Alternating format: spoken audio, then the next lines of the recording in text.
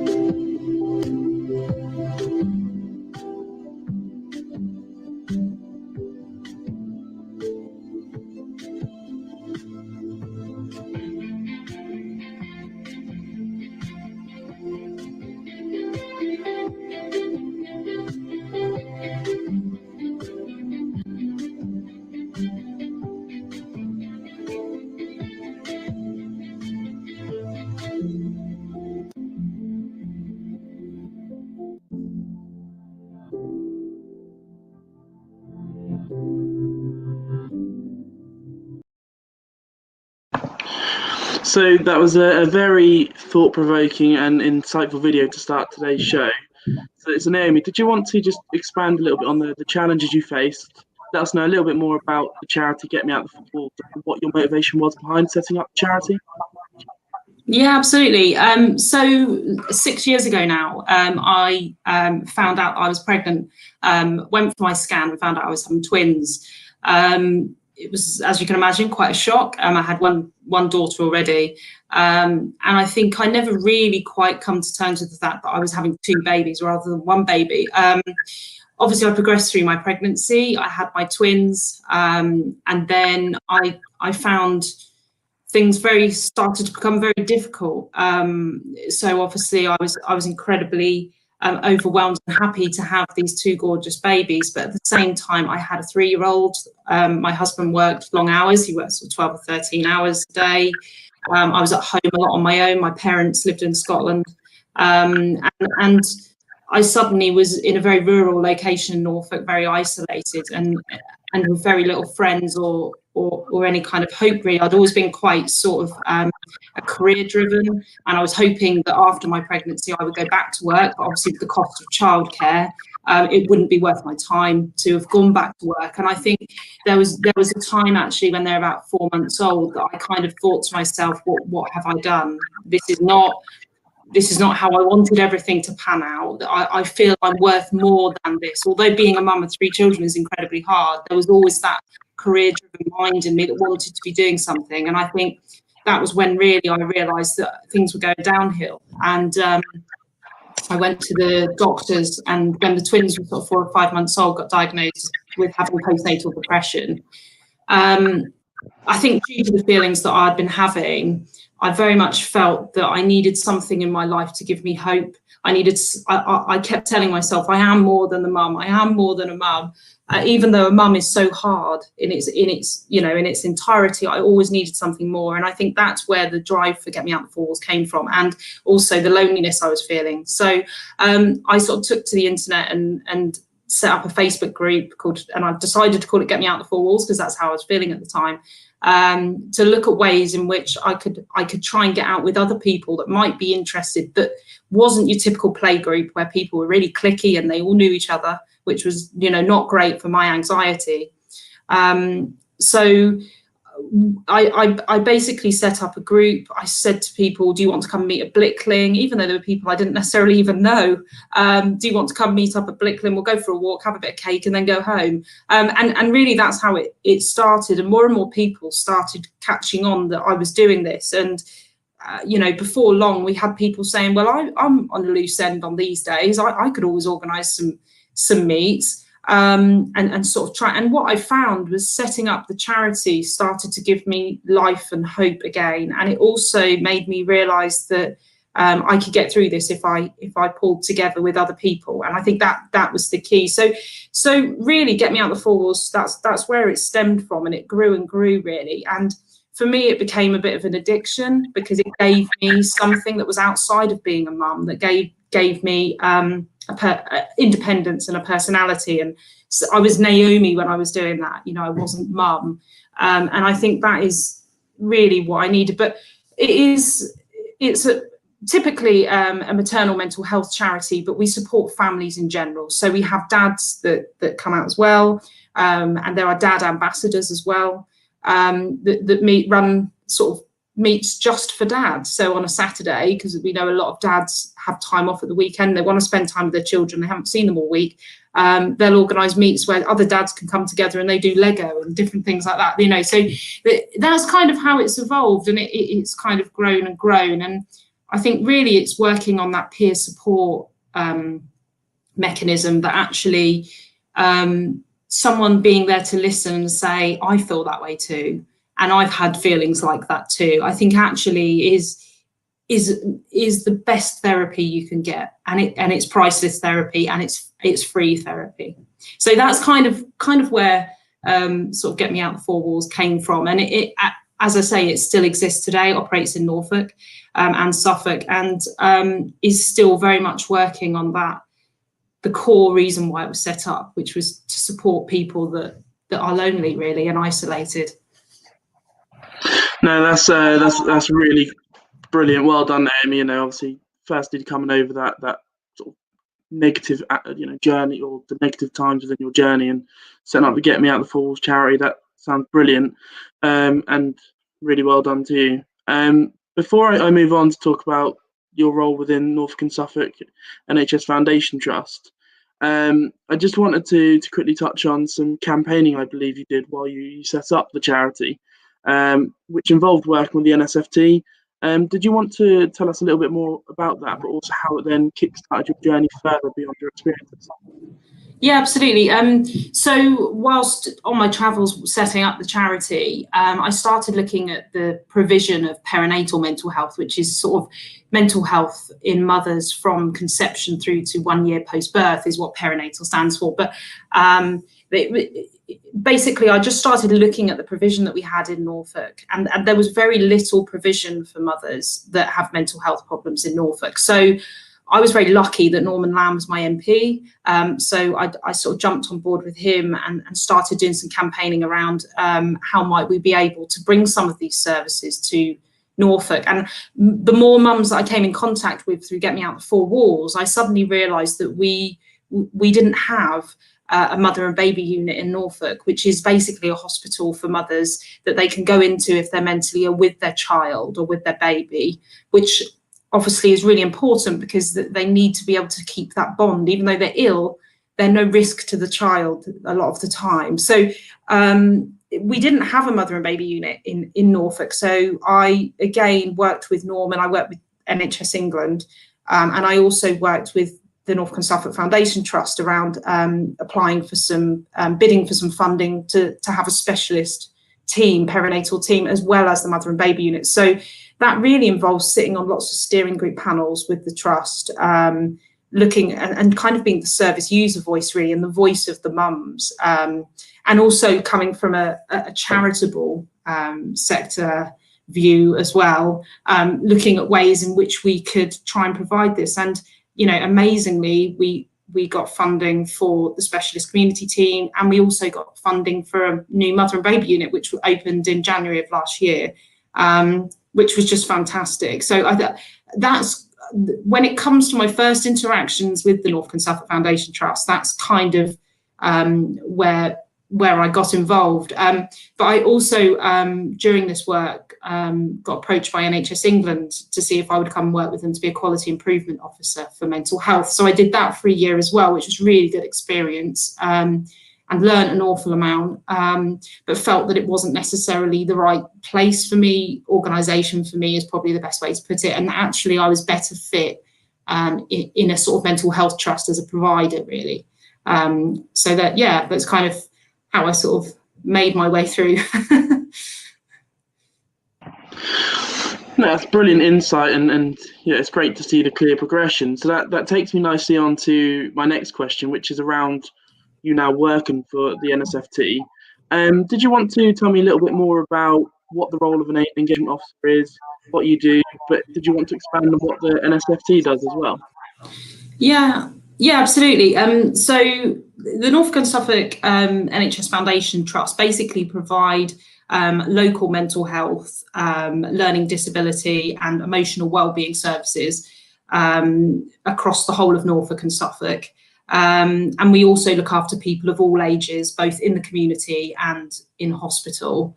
So we are kind of the main provider of mental health care across the region. In regards to my role as an engagement officer, obviously engagement is a very wide sort of word, really, but primarily what the role that I'm working on at the moment is looking at ways in which the Norfolk and Suffolk Foundation Trust can work better with the charitable sector, which we sometimes refer to as the VCSE sector.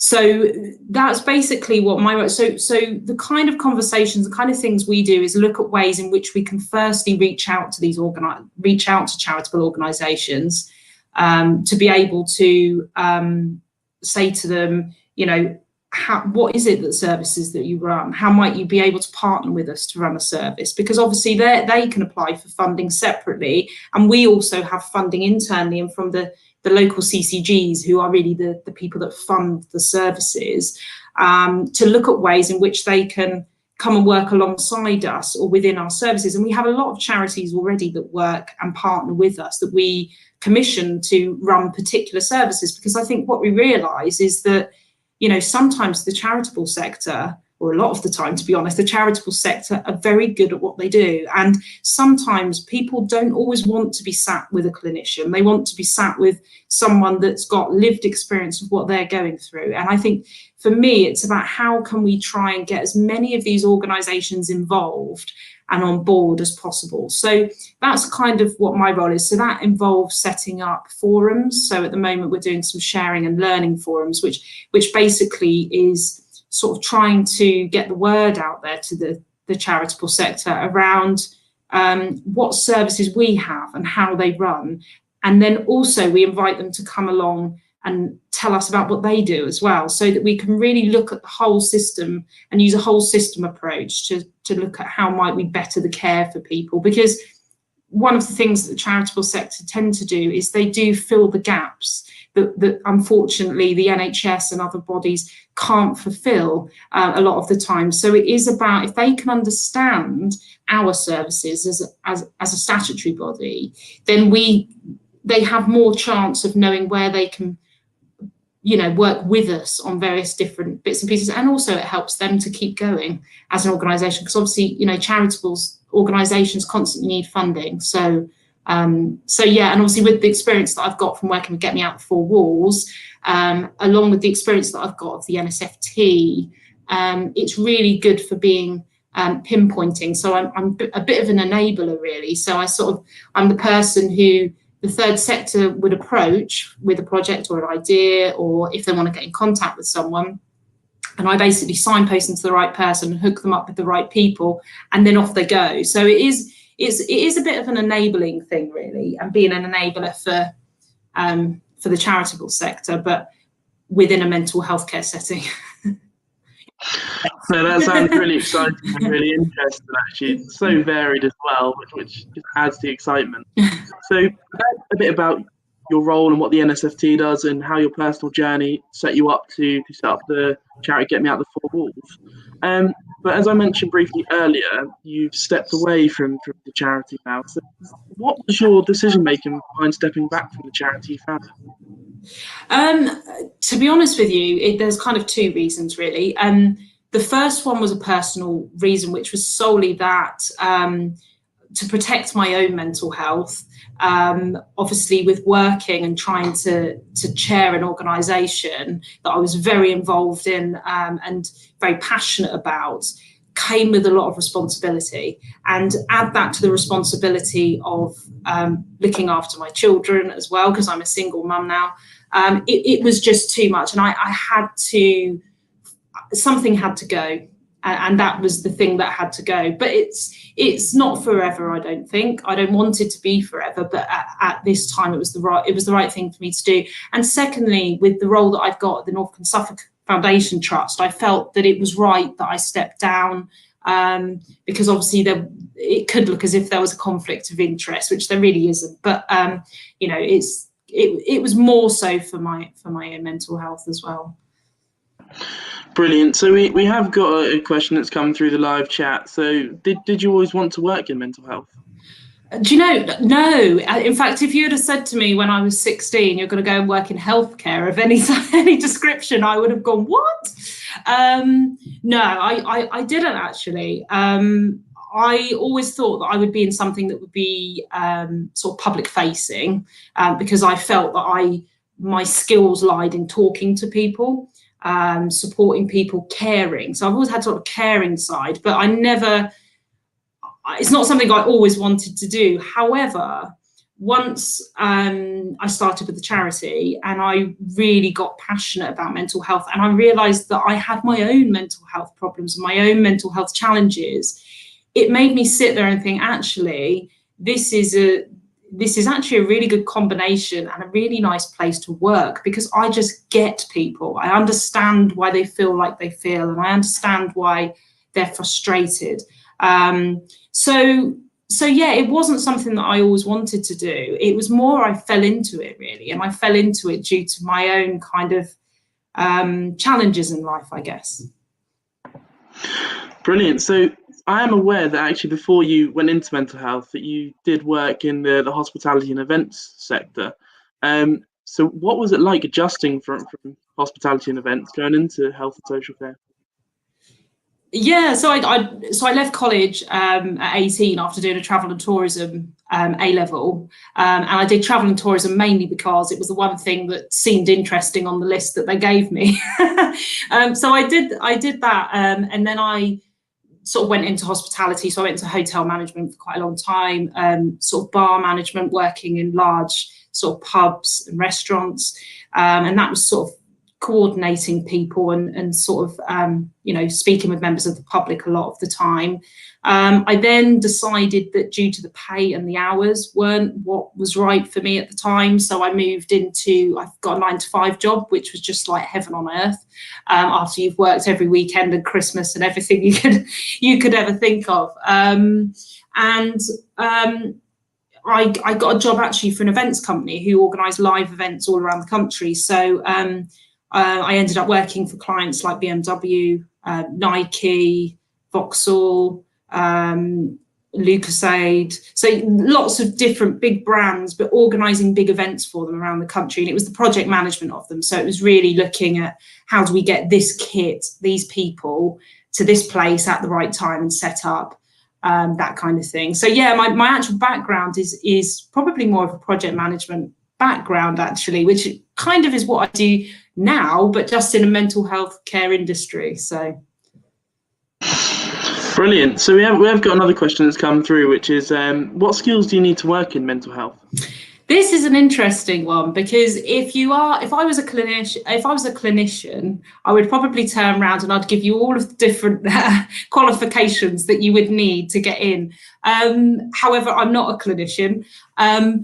But what I believe it comes down to, and this is purely coming from someone who's been a service user, I've used services, I think the biggest skill you need is to be able to have people skills and be compassionate.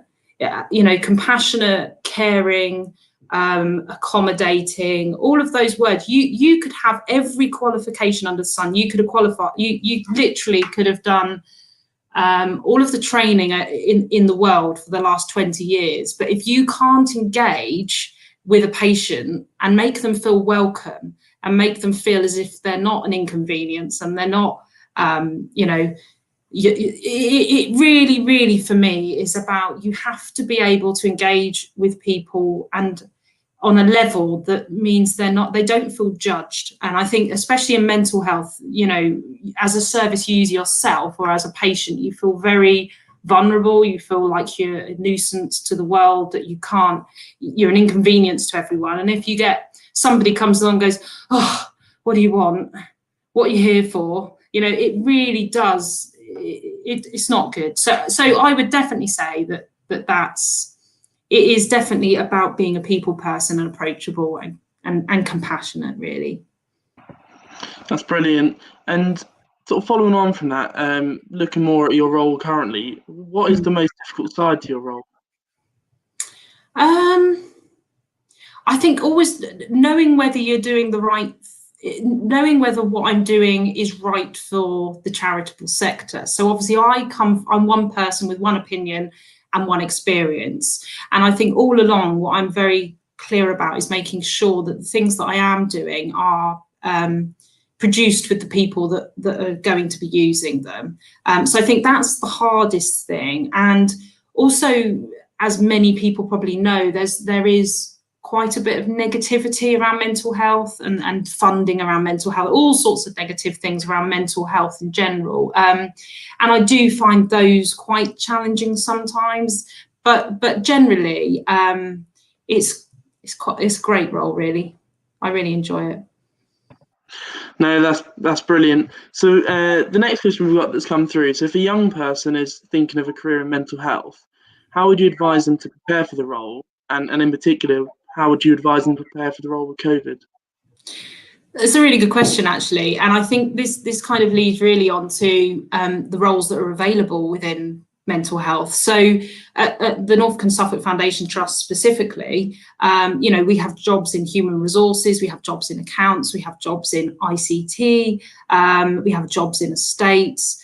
You know, so it's not, we always think of healthcare as frontline work, and it's not. There's a hell of a lot that goes on, you know, back of house. And I think that really is the thing to remember, that there's so many opportunities here. So even if you think, oh, I'm squeamish, I hate anything like that, or oh, I don't think that healthcare would be for me, you know, don't discount it, because there's so many other opportunities out there in so many other different sectors. And you know, COVID especially has really made people realise how great it is to be a key worker, because you know, so many people unfortunately throughout the pandemic have you know, they've resulted in losing their jobs, sadly due to this. Whereas you know, working in healthcare, no matter where you work in that healthcare you know sector, you do have that job security. So I really would, going forward, say to anybody, you know, it's a great sector to work in, even if it's that you you know, accountancy is your thing, really do think about accountancy in the NHS. And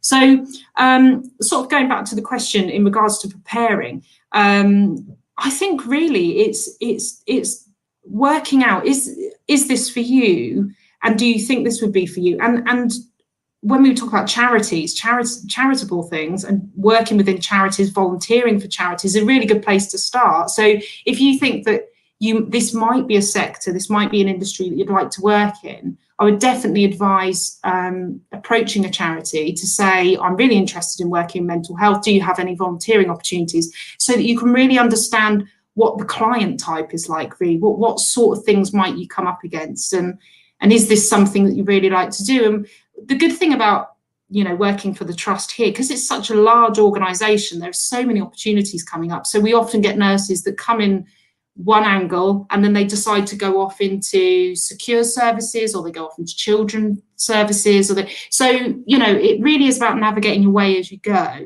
but at the time just doing the right thing for you and what you feel is the right thing to do at the time, really. Does that answer that question? Is that all right? Yeah, I think so. If they want any sort of further information to that, I suppose they will put something in the live chat. But I think that was answered really well. So thank you for that, Naomi. That's all right. The next one we got through, which is probably the most important thing. What do you love most about your role? I think I love the people. And when I say people, I mean the people, staff that I work with, my colleagues, as well as the service users, the patients and the carers as well that I might come in contact with.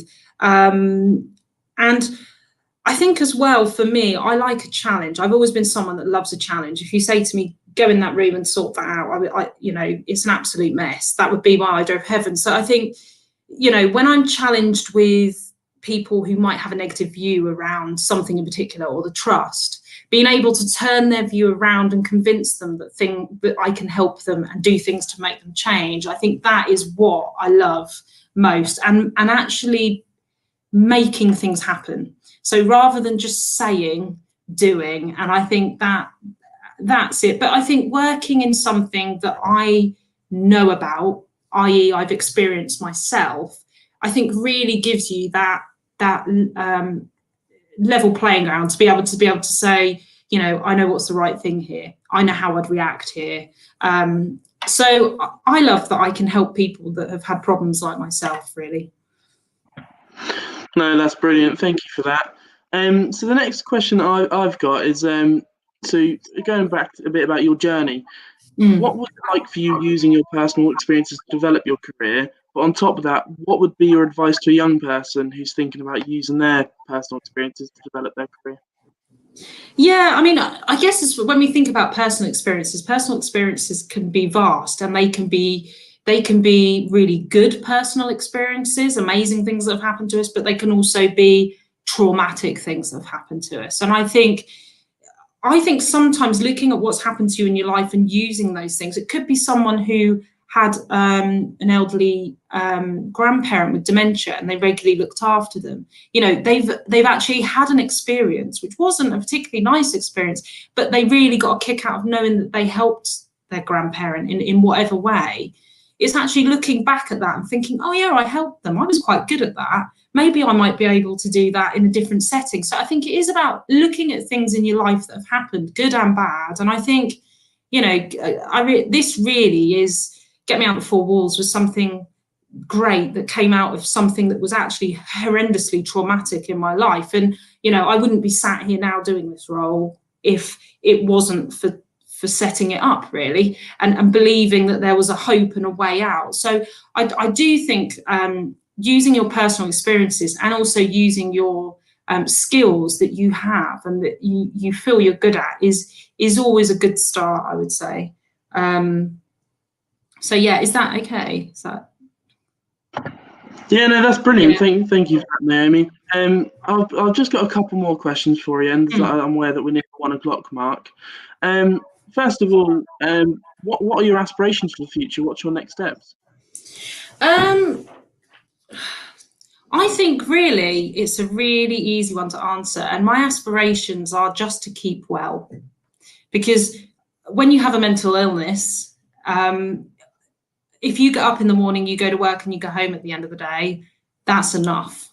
And I think we put a lot of pressure on ourselves to aspire to be something and aspire to reach for something. And I truly believe we need to do that. But I think we always need to remember in this, and I didn't remember in this when I was doing it, was that actually the most important thing in all this is you, and you being happy in life. No matter what job you do, you've got to be happy. So putting yourself first. But I think if I think about aspiring for the organisation that I work for, and in my job role, I think it would be to try and make sure that the charitable sector are more embedded within the work that the NHS do, and that will be my goal, sort of going forwards, really.